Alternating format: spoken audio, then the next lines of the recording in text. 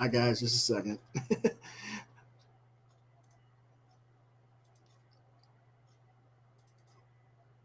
There we go. It's been a long night.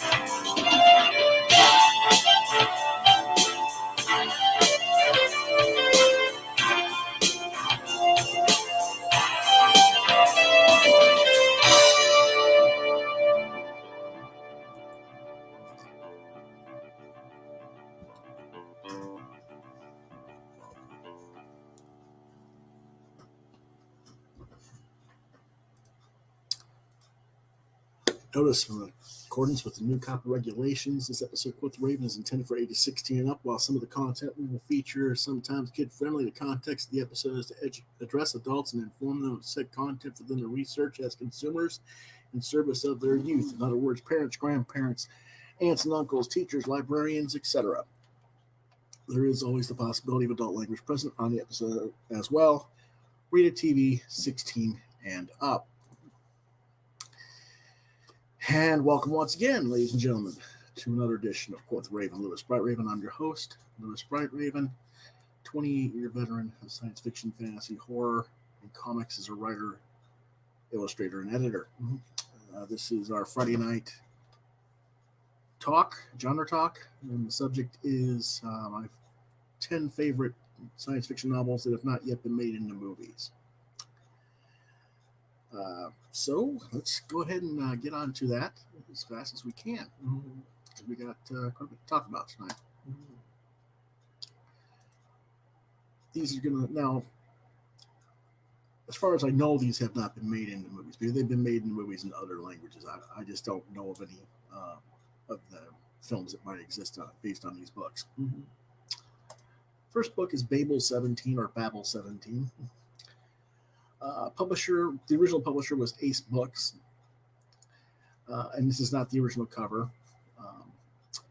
It was author Samuel R. Delaney, released originally in 1966. There have been many versions that have been released, and you should be able to get a copy of the book somewhere online or in stores. What it's about? Well, it's a 1966 science fiction novel in which the Sapir-Whorf hypothesis, that means that languages influence thought and perception, play an important part. During an interstellar war, one side develops a language, Babel 17, that can be used as a weapon. Learning it turns one into an unwilling traitor as it alters your perceptions and thoughts. The change is made more dangerous by the language's seductive enhancement of other physical and mental abilities. This is discovered by the beautiful starship captain, linguist, poet, and telepath, Rydra Wrong. Now that is a play on words, supposed to be right or wrong. So that was done intentionally. She is recruited by her government to discover how the enemy are infiltrating and sabotaging strategic sites. Initially, Babel 17 is thought to be a code used by enemy agents, but she realizes that it's a language in and of itself, and furthermore, that she has a traitor on her ship. She later discovers that she herself is becoming a traitor as she learns more about the language. She is, however, rescued by her dedicated crew who figure out the danger themselves and neutralize the language's effects on her.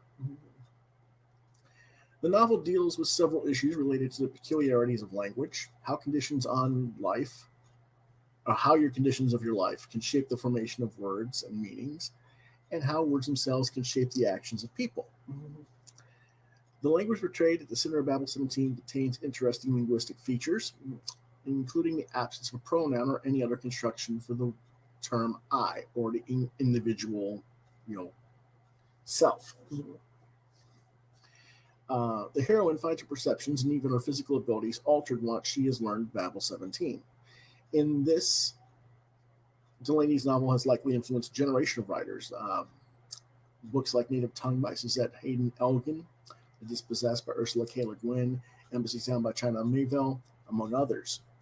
The concept of language as a weapon was also adapted as a plot device in Neil Stephenson's Snow Crash. So this is a very influential novel, and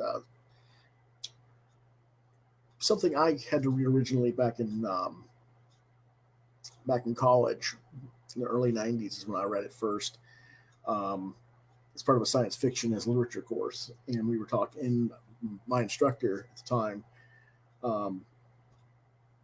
he was into linguistics and stuff like that, so he was very interested in that, and got me interested in it as well. The novel also resembles a few preceding science fiction novels which deal with how language affects the cultural stratum of societies. Specifically, The Languages of Pow by Jack Vance and Anthem by Ayn Rand.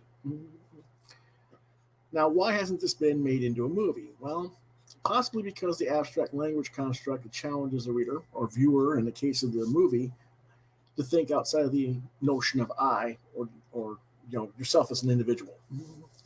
Removing this element from language changes your thoughts and perceptions on a very profound level, and I'm not sure that audiences would either grasp what was going on, or even if the majority of viewers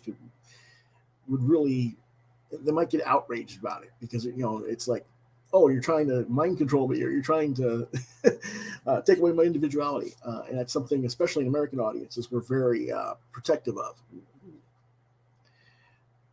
The cover of the book that you're seeing, while appealing, does not represent right or wrong visually. She's Asiatic in the book. I wish I'd found the earlier edition of the cover. You would have got a better idea what she looks like. But anyway, this would also possibly be seen wrongly by American audiences as some sort of propaganda work, which ironically it is about language being weaponized as propaganda and other things, which, okay, that is what it's about. But I think they would miss the point entirely and think it was about racism and not language and how language affects how we perceive things, I sadly suspect. This novel actually set the author, Delaney, off on a lifetime study of linguistics and cultural studies in both his literary work and as a teacher at multiple colleges and universities throughout his life. I do personally consider it one of the most important SF literary works in the 20th century. I recommend it for ages 16 and up, and I give it a 5-star rating. Our next book is Blood Music. Publisher was Arbor House originally. There have been many different publishers who have reprinted this book. The author is Greg Bear. Originally released in 1985. I decided not to put ISBN numbers on all these because it was just too hard. There's just so many varieties of editions, and they don't have the same ISBN numbers. So what it's about. Originally, it was released in 1983 as a serialized version in the science fiction magazine Analog Science Fiction Facts. And this is inarguably Greg Bear's most popular work. It's about biotechnologist Virgil Ulam, who creates biological computers based on his own lymphocytes in his body. Faced with orders from his nervous employer to destroy his work, he injects them back into his body instead, intending to smuggle the new sites, as he calls them, out of the lab and work on them elsewhere. But inside Ulam's body, the new sites multiply and evolve rapidly, altering their own genetic material and quickly becoming self-aware artificial intelligence living inside him. The nanoscale civilization they construct inside him soon begins to transform him, and then it also begins to transform others. People who are infected start to find that their genetic faults like myopia and high blood pressure get fixed. Ulam's eyesight, his posture, his physical strength, his intelligence are all improved upon. The infected can even have conversations with the new sites, some of them reporting that the cells seem to sing, hence the title Blood Music. However, through infection, conversion, and assimilation of humans and other organisms, these cells eventually aggregate and control most of the biosphere of North America into a region of about 7,000 kilometers wide. This civilization, which incorporates both the evolved news sites and recent assimilated conventional humans, is eventually forced to abandon their normal plane of existence, which is living in the body as a host, in favor of one which does not require a physical substrate. In other words, does not require a physical body to function. The reason for the news site's inability to remain in our reality, however, is somewhat related to what is referred to as a strong anthropic principle. Now, what is the anthropic principle? Well, that's a scientific group of principles attempting to determine how statistically probable our observations of the universe are around us, given that we can only exist in a particular type of universe to begin with. In other words, scientific observation of the universe wouldn't even be possible if the laws of the universe were not compatible with the development of intelligent, sentient life. Basically, that means it's a scientific philosophy that says the universe would have to have created us to observe itself. There are two houses of thought on this. The weak principle, which claims the universe's ostensible fine-tuning is a result of selection bias, specifically survivorship bias. This is what we call the comics version of the principle, as it pertains to the assumption that we have an infinite number of multiverses being selected from, but the principle claims that a single vast universe is sufficient for most forms of the weak principle, so that we don't really see it. And that's why we don't see alternate universes like we're supposed to. But that's where comics get their multiverse idea from. Thought that might be interesting for you to know. However, strong anthropic principle, which is what this book is dealing with, states that the universe is in some sense compelled to eventually create conscience and sapient life within it. And that's basically because the universe has to figure itself out. Neither one of them are really the best. But because Bears explicitly follows that letter through, I needed to explain that. He's restricting the process to a singular universe and doing so on purpose. This book introduces one of his favorite themes, reality as a function of observations and through the eyes of observers. In this novel, reality becomes unstable as the number of observers, trillions of intelligent single-cell organisms, spirals higher and higher in number as the news sites expand, and they have to seek out another plane of existence. Otherwise, all of reality will break down into insanity. Many people misconstrue this as weak anthropic principle on the assumption that since they're seeking a different plane, he's talking about the multiverse or comics version, but he's not. He's saying to save this universe, they have to try and get into another universe. One interesting element of the book is how Bear breaks the story down into a similar structure to that of cellular division. They are titled interphase, prophase, metaphase, anaphase, telophase, and interphase again. This mirrors the major phases of cellular divisions and cellular cycles, interphase and mitosis. As alluded to on this cover that you're seeing here, and I showed you different versions of the covers on this so that you can see how many different versions. This book Blood Music was sharing a certain similarity to Arthur C. Clarke's Childhood's End. However, while each novel takes different paths to reach the same conclusions, I do think that Bear takes the concept much further than Clarke did in his novel. Now, why isn't this being made into a movie? Well, part of the reason it's not going to get made into a movie is because so much of it is from the perception of these news sites. How are you going to present that on screen?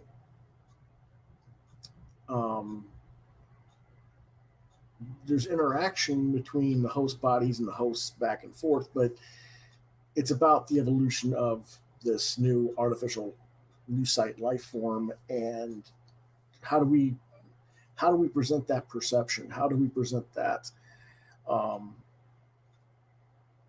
and give you the grand scope of the expansion of this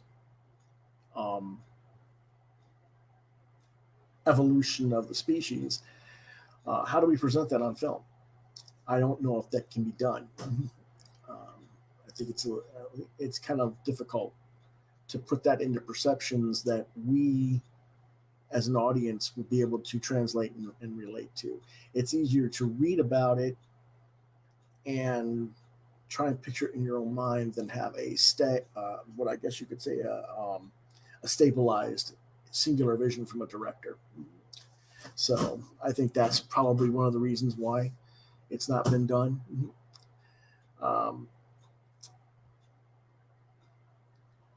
It probably could be done, but I think that's the big hang up for that one. Anyway, I give it a 5-star rating, recommended for ages 16 up.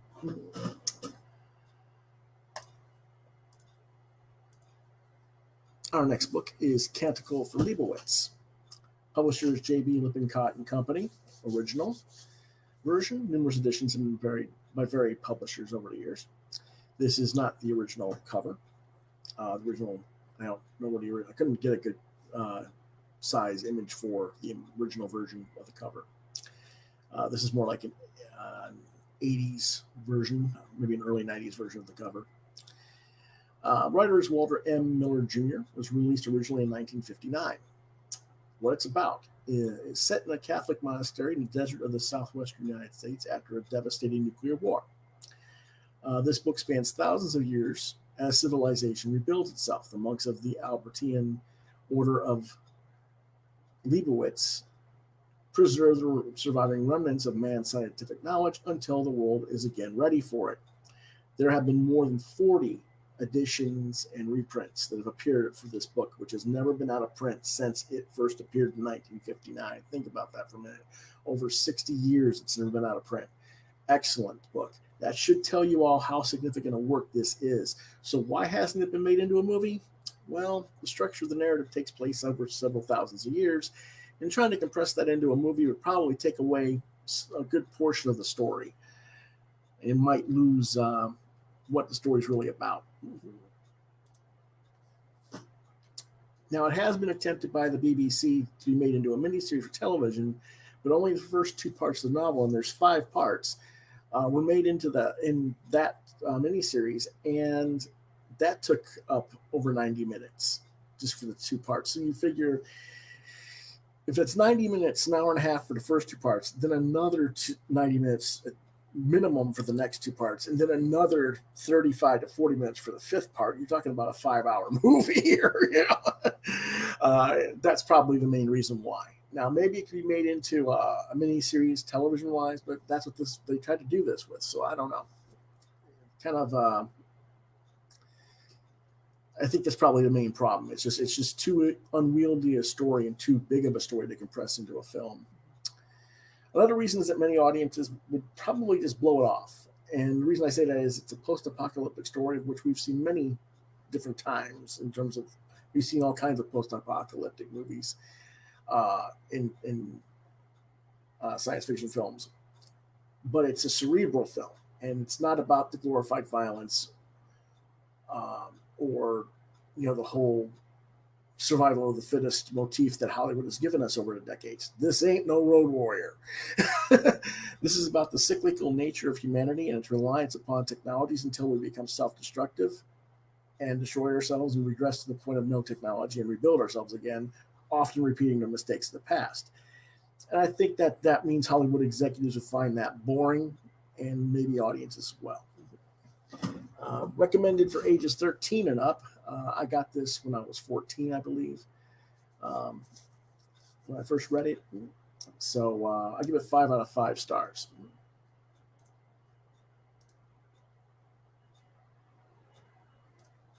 Our next book is Circuit of Heaven. The publisher, first edition publisher, was EOS. There are several editions that have been printed. The cover you're seeing right now is the cover from the Science Fiction Book Club edition that I got. It's by author Dennis Danvers. It was released in 1998 originally. What it's about? Well, if I have to dumb it down for a Hollywood executive, I call it Romeo and Juliet in the Matrix. It's a post-apocalyptic virtual reality romance tragedy. By 2080, The virtual reality world known as the Bin contains the immortal personalities of nearly everyone on Earth. The only holdouts are crazies, people who are mentally insane, fanatics that don't are just anti being in that, well, live in a real world, so to speak, and Nemo Thorne, who's seen the crematorium where the bodies of those who entered the bin are burned so that you can't leave once you enter the bin. You can't come back and get a body. With his companion Lawrence, which is a multiple personality green dragon construct. It's like think of it as, for those of you who are comic fans, think of it as having a Lockheed, a green Lockheed on it, but it's like a metal construct thing.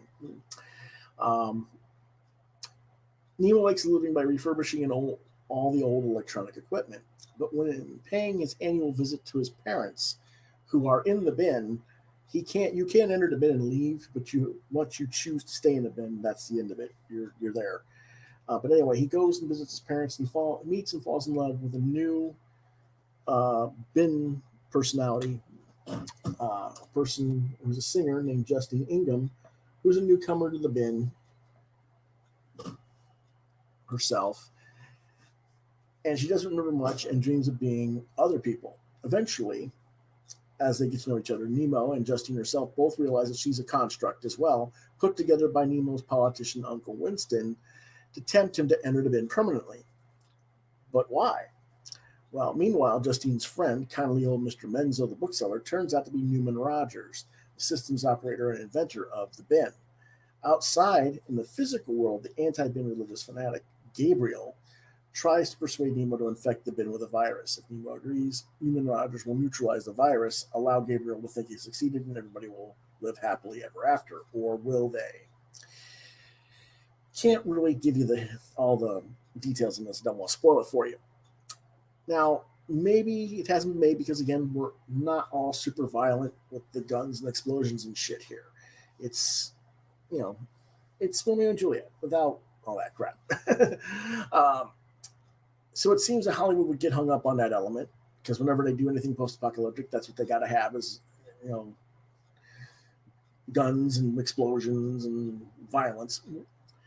And maybe another reason is because many modern adaptations of Romeo and Juliet have flopped as films. So maybe they think that's another reason, since it's a cyberpunk type version of that, they might not. They might see those as incompatible as well. But I think the story has many layers and will be quite interesting as a movie. And after the success of the Matrix trilogy, I would hope that somebody in Hollywood could figure out how to make this work. Someone has mentioned to me, however, that the movie Wilderness, which is based off a Danvers horror novel by the same name, flopped at the box office, and that's also another possible reason why Circuit of Heaven's been passed over. And that probably is a potential contributing factor as well. Recommended for ages 14 and up, rating 3.5 stars. Our next book is Commitment Hour. Publishers EOS. Author is James Allen Gardner, released in 1998 originally. There are other versions besides this, and I'll show you another cover in just a minute. But this is the trade paperback version that I found originally. I do have the ISBN number for this model. I believe it is 978-0-380-79827-8. What it's about is that, again, we're talking about post-apocalyptic Earth. We're at a village called Tober Cove, and it resembles a rural 17th century fishing village with one exception. Every year, everyone below the age of 21 changes their gender. At the age of 21, the people of the village must commit to either being male or female for the rest of their lives. The story follows the day leading up to the main character's hour of commitment. Tober Cove society revolves around gender. It's dualistic in structure, and there's a matriarch and a patriarch, both of whom command equal but different power within the community. The patriarch is the head of the city council and the military, which also serves as the town's police force. The matriarch runs the town's health services, which is a vital role in this society because without modern medicine, they gotta, you know, whatever medical care is there is controlled by the women, basically. Tasks within the community are divided in a way that is gender based. Men are warriors, hunters, fishermen, carpenters, etc., and women are seamstresses, craft makers, fruit preparers, etc. Thus, in Tober Cove, choosing a gender is akin to choosing your own lifestyle or career that you want, because you're not going to have that what we know as, well, women can do things just as much as men. This is the old archaic way. Now, throughout the book, the main character addresses some of the more obvious questions, and to him, and I put him in quotations, somewhat, and not on the screen, but yeah, he's in his male gender in this part of the story. He addresses more silly questions that people from outside the Cove ask. When asked which sex is better, the main character explains that the answer varies from person to person. Of course, if being male was better or vice versa, the population of Tober Cove would be overwhelmingly one-sided, but it's not. You can say that both sexes have equal advantages and disadvantages. Of course, now, next thing you do is, well, what's sex like for people who are from there? Well, making love to someone from Tober Cove is always better than normal because they know what feels good for both genders. Because they are both. They know what they like in both, and they can translate that to their partner. So that's something that was tackled in the book. Tober Cove's religion also revolves around gender.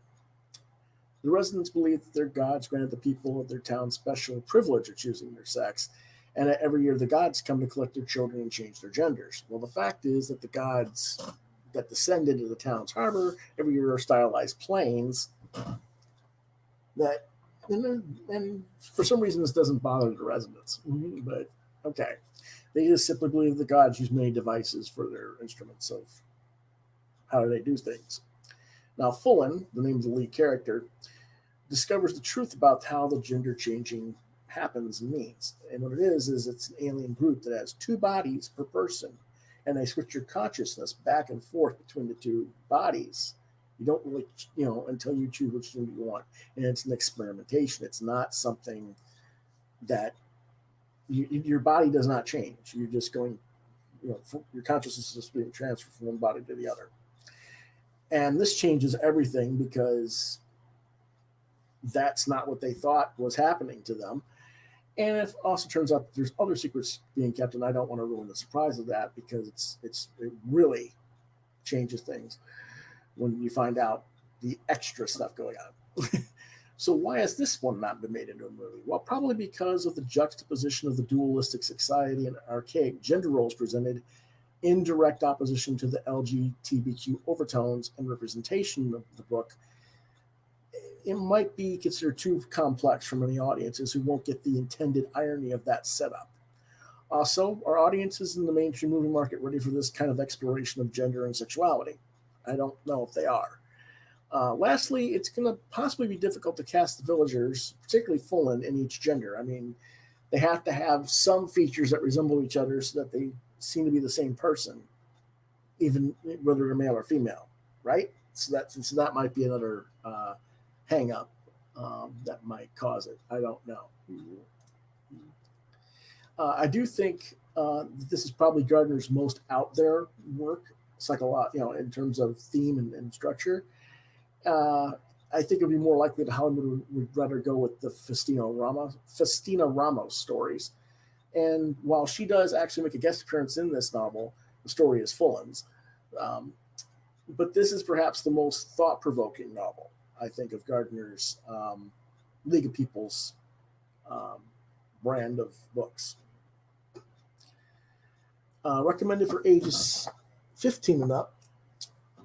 I give it 4 out of 5 stars. Our next book is Immortality Incorporated by Bantam Books, 1959 original. Tor Books came out with a revised edition in 91. Author is Robert Sheckley, and what it's about. It starts with his protagonist, Thomas Blaine, walking into an operating room during the procedure to give him a new host body and thus a new life. He is then soon conscious and aware of the fact that he is living in 2110. Yeah, from night, pretty crazy, huh? And it's a result of his mind being transferred into a new host body and procedure completed. He must then learn to live with his new circumstances, as his last living moments that he remembers were in 1958. And he's now in 2110. And so an existential struggle ensues between the new world where he's finding himself and the way he knew life before he was brought forward. Technically, the movie Free Jack is supposedly loosely based upon this book, but the movie is so far removed from the novel that I call bullshit on that. The only other film correlation that I can think of is a famous scene from the novel where a character lost in the future New York City mistakenly gets in line for a suicide booth, and that was parodied in the pilot episode of Futurama. So, that's where that scene came from.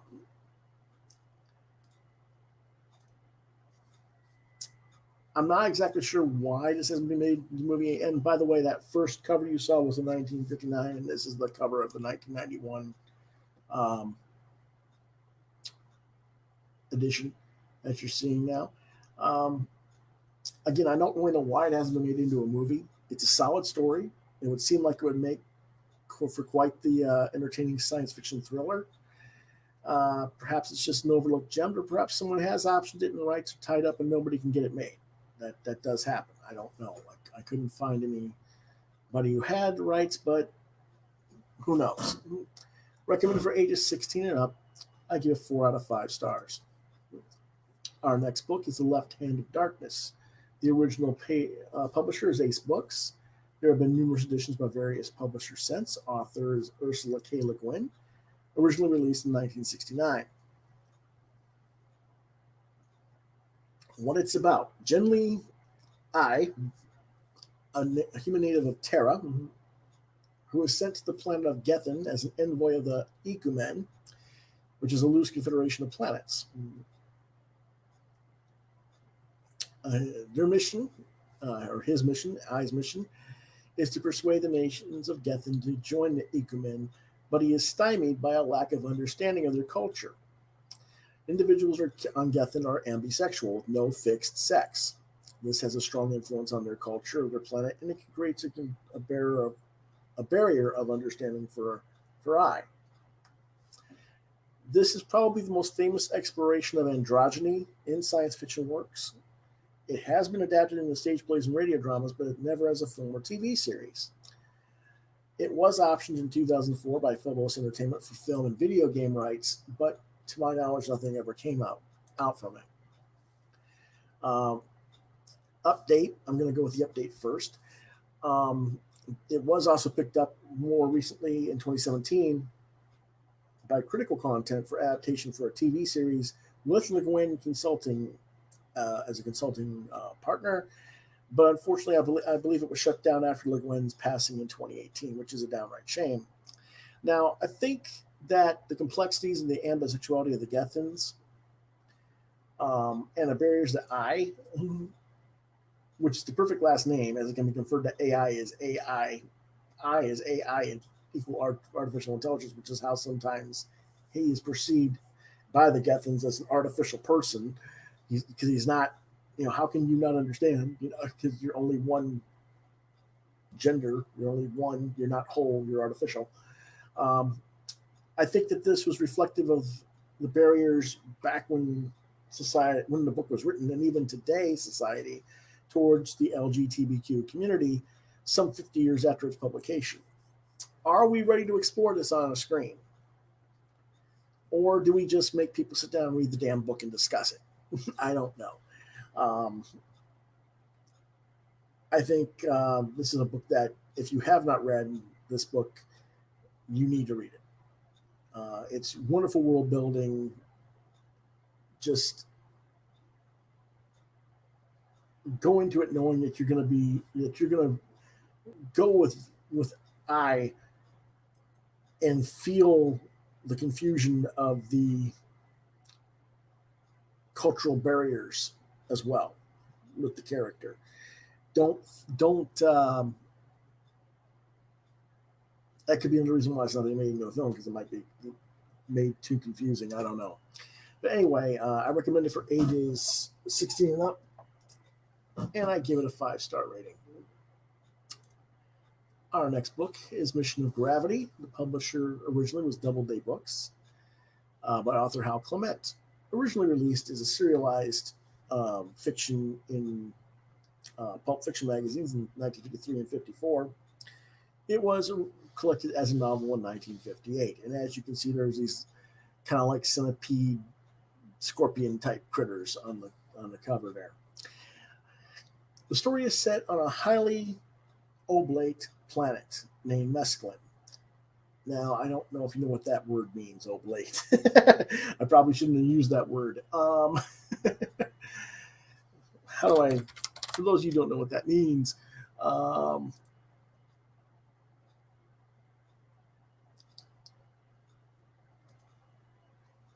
it's flattened. It's like a sphere, but it's flattened at the poles of the like. Imagine Earth being squashed, I guess, to not quite an oval shape, almost flat. It's kind of weird. But anyway, this planet is called Mesclun. It has a surface gravity that varies between 700 G at the poles and 3G. That means 3 times the level of gravity of Earth at the equator. The story is told from the point of view of one of the local intelligent life forms and a human explorer. The locals are centipede-like, the Mesclunites, and in order to withstand the enormous gravity. And they're terrified of even small heights, because in 700 G of gravity, even a very tiny fall is fatal. So the native protagonist, Barlanen, is captain of the sailing raft Bree. He's on a trading expedition to the equator. Prior to the story's opening, a human scientific probe has become stranded at one of the planet's poles, where the gravity is just too strong to effect a rescue. A member of the scientific team, Charles Lackland, is dispatched to the equator, where he has met Barlanen by chance. Even machine-aided, Lackland is barely able to function in the 3G environment, which Barlanen considers incredibly light and a tiny fraction of what his culture is used to. So he thinks that humans are kind of weak, but, okay, we'll help you out. And Lackland teaches the Bree crew English and arranges a deal with Barlanen in exchange for the humans providing warnings of violent weather, which often plagues the trips to the pole. Barlanen will retrieve their probe and return it to the equator, where it can be picked up. Communication between the two parties is achieved through an audio-visual radio built to function in a high-gravity environment, which is treated as magical by other intelligences encountered on the planet. Along the way to the pole, the ship encounters and overcomes a variety of obstacles, some of which the humans help with using their superior scientific knowledge, and some of which is reliant happens because of the cunning of Barlanen and his crew. Unfortunately, his crew is captured by various life forms similar to themselves, but they live in lower gravity areas and have developed projectile weapons and gliders. But gradually, with human help, they gain an understanding of these parties and manage to escape. Barlanen, through these adventures, becomes dissatisfied with the humans' efforts to seemingly avoid explanation of anything scientific, and almost withholds the probe after they finally reach it. But the humans convince Barlanen that a scientific background is needed to understand the advanced equipment in the probe, and so a deal is reached whereby the humans will teach the Mesclunites about technology. This is one of the best world-building experiments in all of science fiction, and I can understand why it's near impossible to make this into a live-action movie, because it's mostly about Barlanen and his crew, with Lackland often just being a disembodied voice from the radio, and that would be problematic for viewers. How do you film the physics of a world with 700 gravity on our world? You can't. But today, with modern CGI movie, we could do an animated CGI film. The story is just screaming to be told as a movie, I think, and I think it should be made. I hope someone picks it up and does it.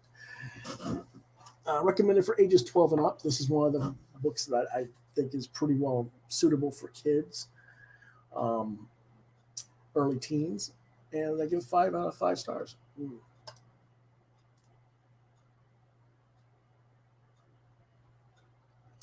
Our next book is Slan. Publisher is Arkham House. Originally released in many different versions by many different publishers. This is the Berkeley science fiction paperback edition that is depicted. The author is A.E. Van Voigt. Released in 1946 originally.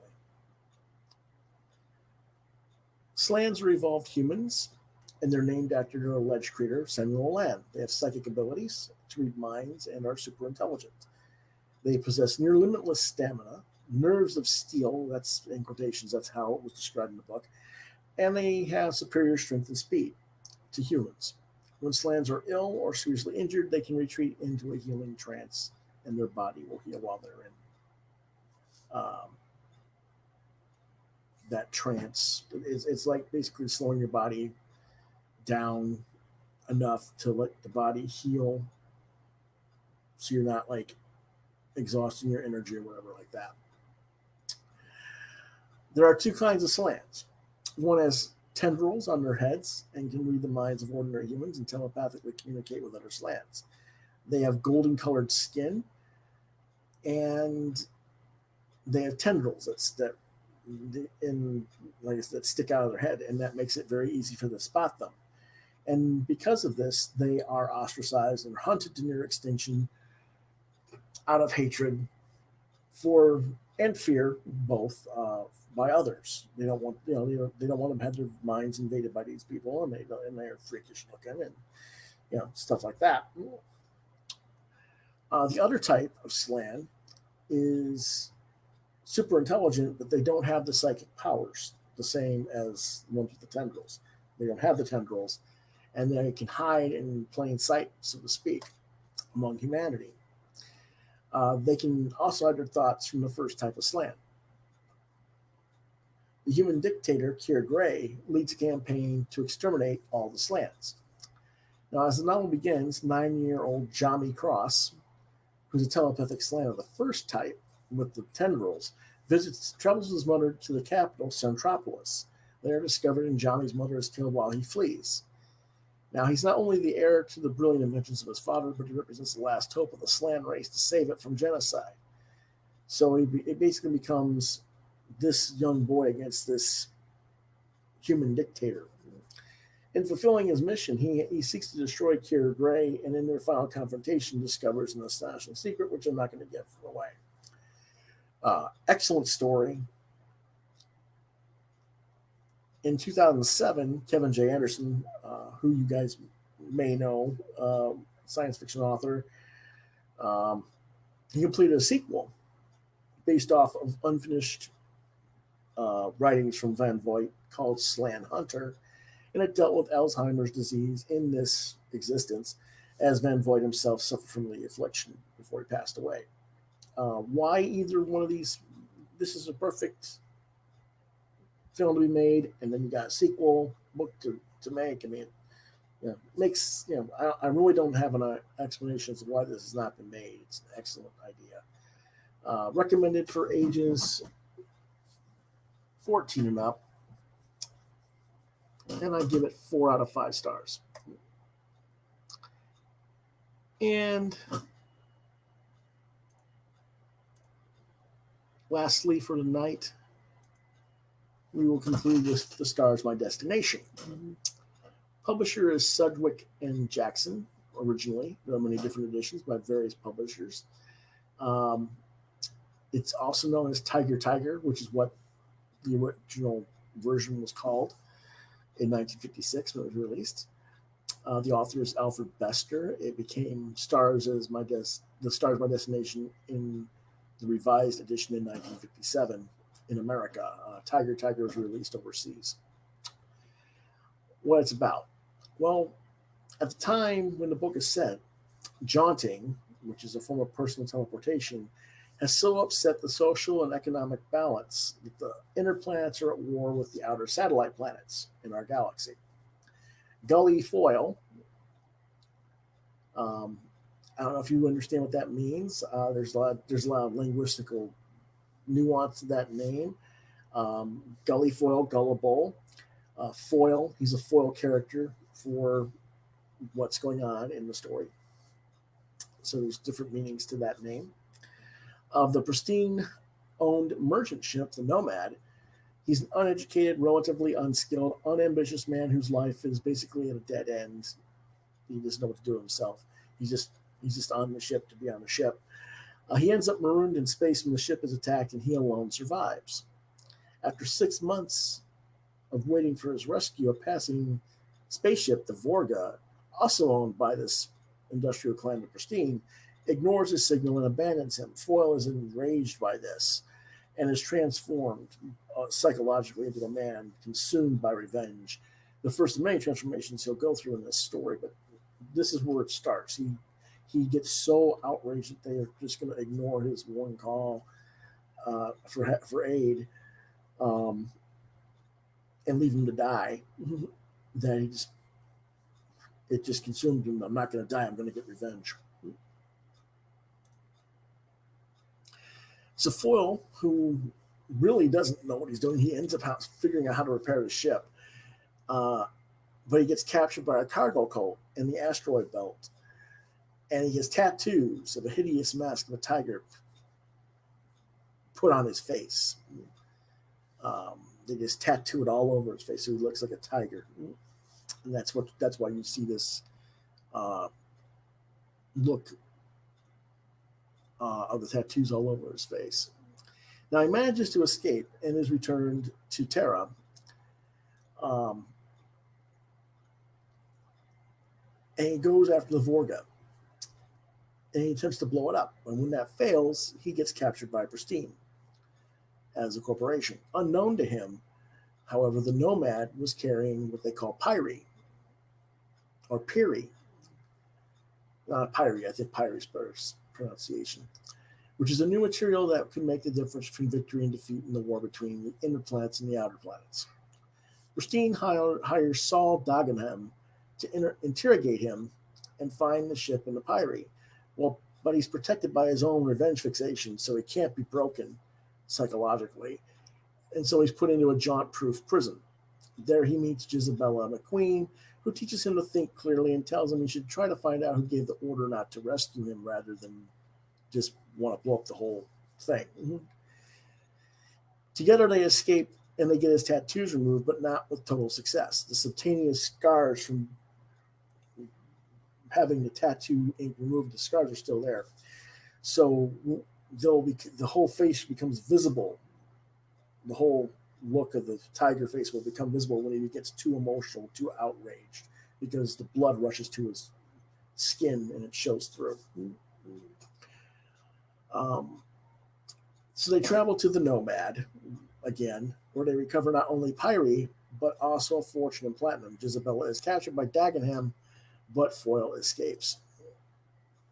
Sometime later, however, he reemerges as Jeffrey Fourmile. Now, what does that mean? Well, that's another name. The Fourmile name is also kind of a play on the word of formula, and he has a plan of formula as a persona and as he's still on a revenge binge. And he's basically presenting himself as a nouveau rich dandy or a nouveau kid that, someone who is from the rich, ritzy culture. He has rigorously educated himself, and he has had his body altered in many ways, partly to become a killing machine. Through yoga and other practices, he's achieved the emotional self-control necessary to prevent his stigmata, in other words, tattoo all over his face, from showing. He seeks out Robin Wendesbury, who's a one-way telepath. Now, what is a one-way telepath? Basically, that means she can read send, but not read. I can't remember which one it is. She's I think she can only send and not receive. I don't know. But either way, uh, unfortunately, this is what I don't like. Something I don't like about the story. He had raped this character earlier in the novel, um, which kind of tells you what kind of an individual he is. But he persuades her to help him charm his way through high society. Foyle tracks down the crew of the Vorga to learn the identity of the ship's captain, but each one of them is implanted with a death reflex, and they die whenever they're questioned. Each time, Foyle gets tormented by the appearance of the Burning Man, which is an image of himself on fire. Every time one of these people die, he sees it in his head. At a society party, Foyle becomes smitten with the um, Pristine's owner's daughter, Olivia. He also meets Isabella again, who is now Dagenham's lover, who chooses not to reveal Foyle's identity, although Dagenham has already figured out who it is, because his alias is implanted in his subconscious mind during Dagenham's interrogation.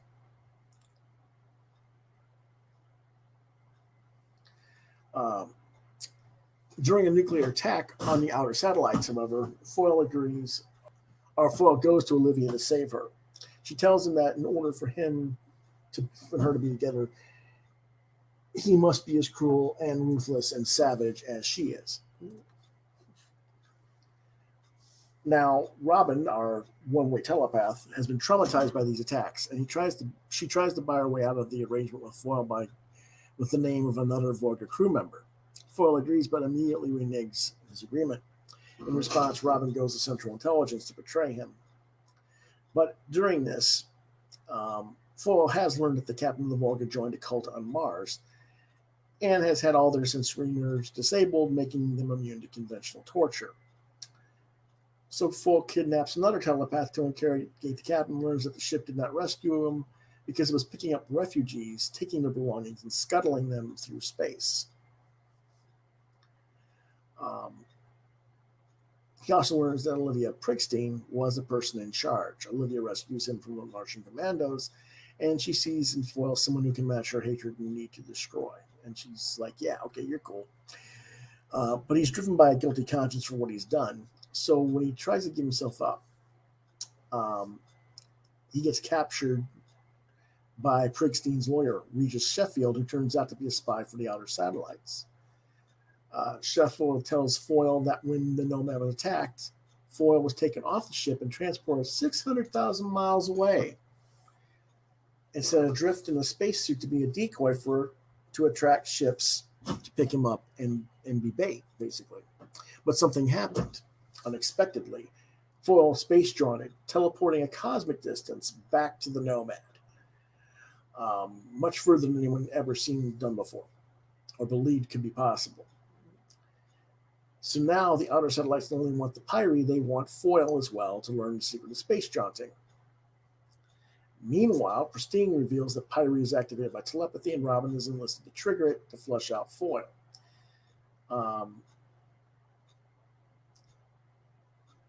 Because they want Foyle dead, basically. And they leave bits of the material, and eventually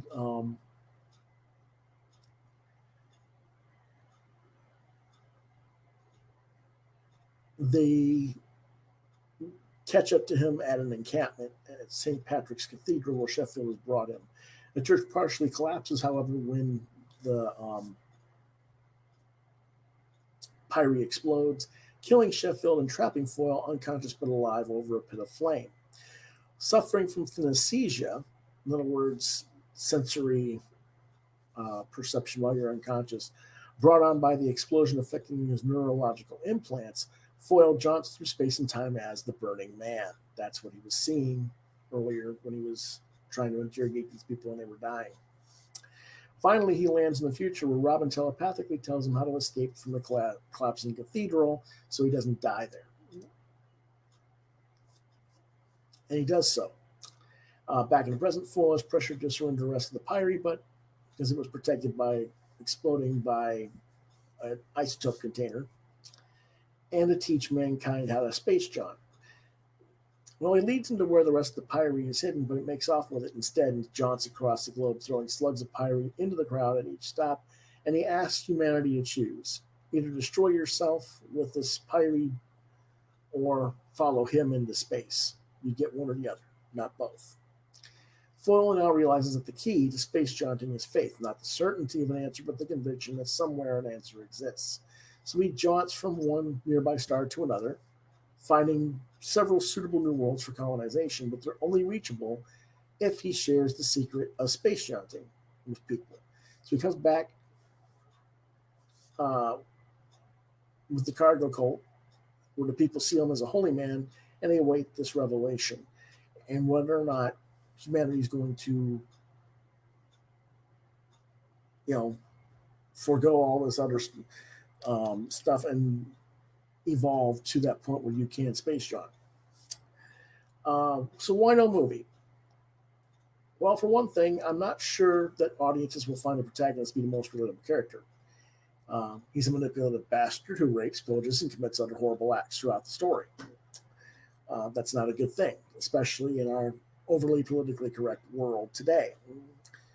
I think that that would be very hard. I mean, I guess they could probably remove the rape element. That would make it easier. I don't think it's necessary to the story necessarily. Um, they could do another way of having him meet Robin without her having raped her in the past. Um, but so that's one thing. Though it's still the character's pretty unlikable. Another reason is the religious and philosophical undertones that Bester is dealing with in the book might not be something that Hollywood wants to represent. And without these undertones, the story is basically a mindless revenge story, which I suppose that works for Hollywood because there's plenty of those in the film industry. But for the level of expense for special effects that would be needed to tell this, I would think it would be too expensive of a budget to bother. Still, I could see Joe Straczynski at Babylon 5 fame writing and making this movie, because the Psychor and their whole subplot in Babylon 5 was Garibaldi being mind controlled and programmed and then going to Mars, and all that stuff with the Mars underground and the telepathic railroad and all that stuff that was going on was clearly influenced by this story. And that was, of course, that was why one Psychop was named Bester, because they were tipping the hat to him. So it could be done. It's just a matter of getting the right amount of money and the right casting and stuff. I'm sure Straczynski could write the screenplay with and make it work. Recommended for ages 16 and up, and I give it 4 out of 5 stars. And John says good evening, and I'm sorry I didn't see it sooner. How you doing, John? I hope you're having a good night.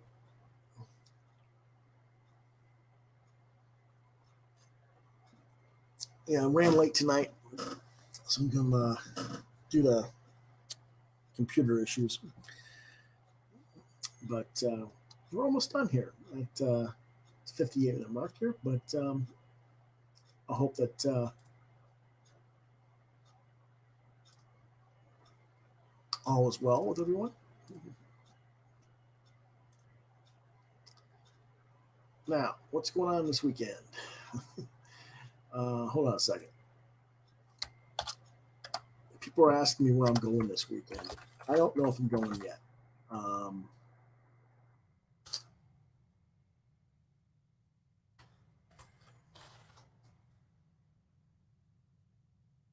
Let's see.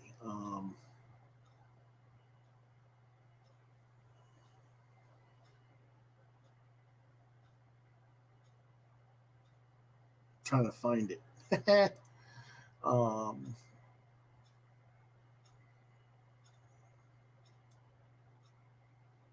it is.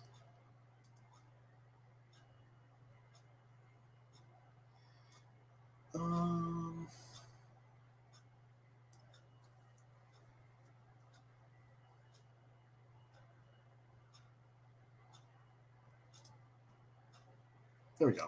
All right, now I can share it with you.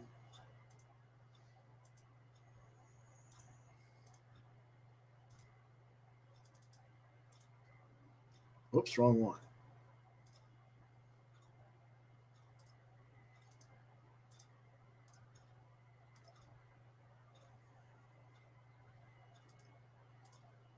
There we go. This might be where I'm going tomorrow. It's a one-day show called Power Comic Con in Florence, South Carolina. Another sold-out show. Oh, John's talking about his play, Footloose, I believe, right? But yeah, they've been selling out that show regularly, even though part of the reason they're selling out is because they're only allowed to sell half the seats, but because of the COVID restrictions. But at least they're filling out every show, so that's great. Anyway, it's in 11 hours, so I guess let's see. It starts pretty early then. I'm not exactly sure what time. It didn't say. Opens at 10 a.m. and ends at 6. So that's when it'll end. And it's $10 at the door. So I might go down there and might go over there and visit. Who are they going to have there? Well, they're going to have people I know from some of the cons I've been going to. I know Andy Rivera and Brian Wingrove at Barebuck Comics, and I know Brian Shearer and Bud Root, Chris Majunkin. I know Chuck Brown. I know Greg Bowe. So there's some people to see I know. Part of the reason I want to go is there's some people I haven't met, though. I haven't met Mark Pennington before. I haven't met Elliot Fernandez. Haven't met Jose Variz. So I might want to go down there and see them.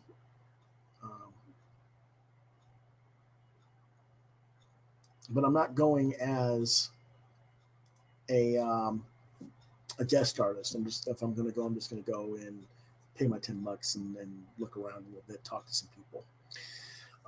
That's mostly what I want to do because with the COVID situation, I wasn't comfortable with my dad, even though he's gotten his vaccines. I'm not comfortable with him being around a bunch of people like that. So it wasn't a good idea to be there all day doing my own table. So I might do that tomorrow. I might not. Depends on the weather and how my dad's feeling tomorrow. So we'll see what that's about. If not, then I'll be reading and keeping myself ready for next week's shows. Mm-hmm. So, John, you said another sold out show. How are things going otherwise?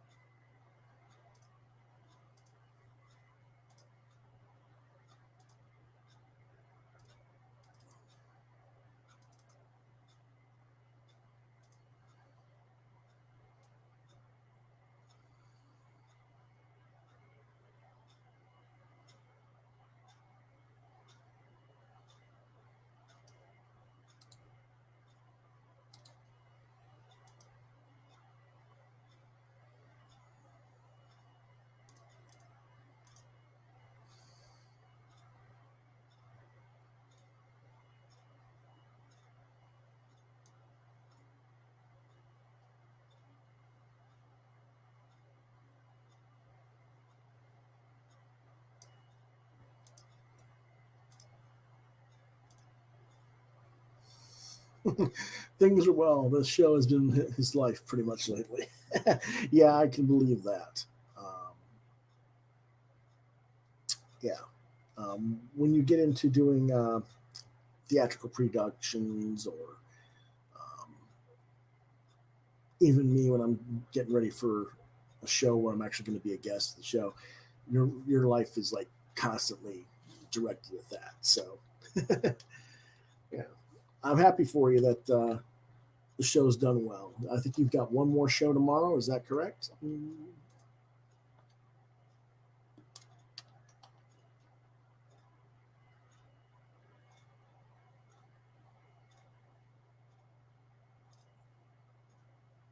I'm still here, folks.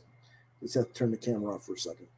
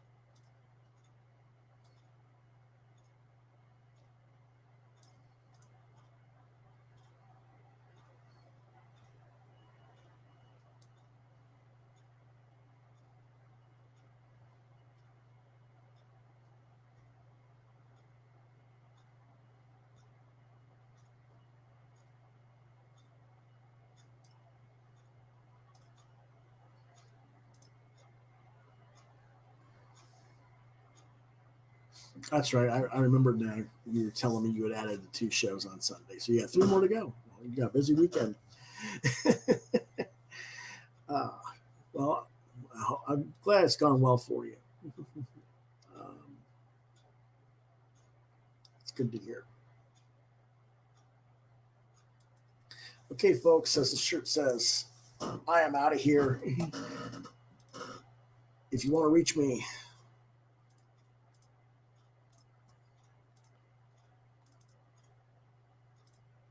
go to Facebook, Lewis.BrightRaven, Twitter at LewisBrightRave2, DeviantArt.com/BrightRaven, YouTube channel, Quoth Raven, Lewis Brightraven. That's what you're watching on. Email me, QuothRavenLBR72 at gmail.com is the preferred email address. If I don't get back to you or answer you on the air, try and reach me at LewisBrightRaven at yahoo.com. Okay. Mondays is our comics news and reviews. Wednesdays is our comics. What did you get this week?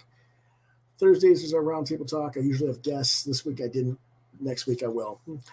And Fridays is our genre night. This every week is a different genre. Sometimes with guests, sometimes not. This week I was by myself. Basically, this is John among other people. We're busy doing other things, but hopefully next week we'll be back. We've done. I think it's going to be fantasy novels. I'm not sure.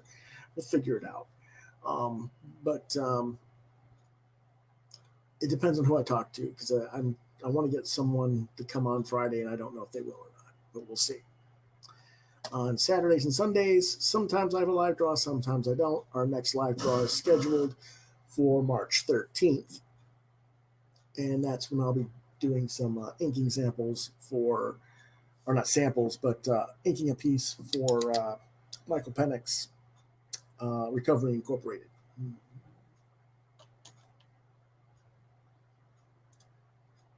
So I'll see you guys next time. Have a good one.